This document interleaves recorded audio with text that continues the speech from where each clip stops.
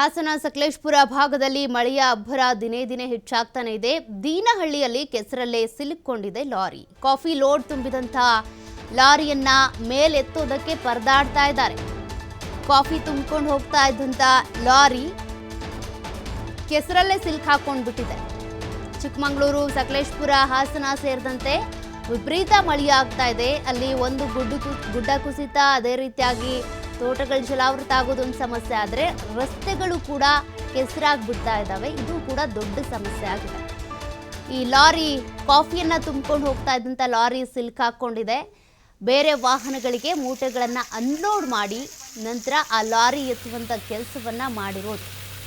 Coffee load ತುಂಬಿದಂಥ lorry ಮೇಲೆ ಎಳೆಯೋದಕ್ಕೆ ಅಂತ ಸಾಕಷ್ಟು ಹರಸಾಹಸ ಪಟ್ಟಿದ್ದಾರೆ. ನೋಡಿ, ಕೆಸರಲ್ಲಿ ಸಿಲುಕಾಕೊಂಡ್ಬಿಟ್ಟಿದೆ ಆ ಒಂದು ವೆಹಿಕಲ್. ಕಾಫಿ ಲೋಡನ್ನು ತುಂಬಿದಂಥ ವೆಹಿಕಲ್ ಇದು. ಆ ಗುಂಡಿ ಬಿದ್ದುಬಿಟ್ಟಿದೆ, ಆ ಗುಂಡಿಯಲ್ಲಿ ಸಿಕ್ಕಾಕೊಂಡಿದೆ.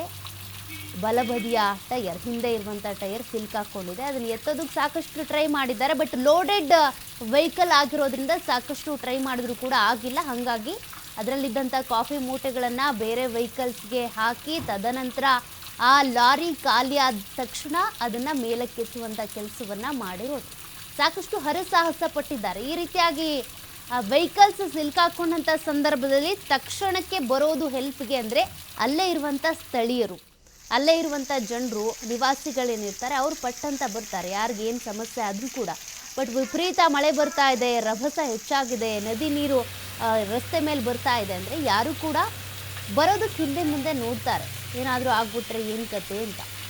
ಸದ್ಯ ನೋಡಿ ಅಲ್ಲಿ ಆ ವೆಹಿಕಲ್ ಯಾವ ರೀತಿಯಾಗಿ ಸಿಲ್ಕಾಕೊಂಡ್ಬಿಟ್ಟಿದೆ ಅಂತ ಸಾಕಷ್ಟು ಹರಸಾಹಸ ಪಟ್ಟಿದ್ದಾರೆ. ಯಾಕೆಂದರೆ ಖಾಲಿ ವೆಹಿಕಲ್ ಸಿಲ್ಕಾಕೊಂಡಾಗ ಈಸಿಯಾಗಿ ಎತ್ಬಿಡ್ಬೋದು, ಹೇಗೋ ಒಂದಿಷ್ಟು ಕಷ್ಟಪಟ್ಟು. ಬಟ್ ಲೋಡೆಡ್ ವೆಹಿಕಲ್ ಆಗಿರೋದ್ರಿಂದ ಸಾಕಷ್ಟು ಕಷ್ಟ ಆಗಿದೆ.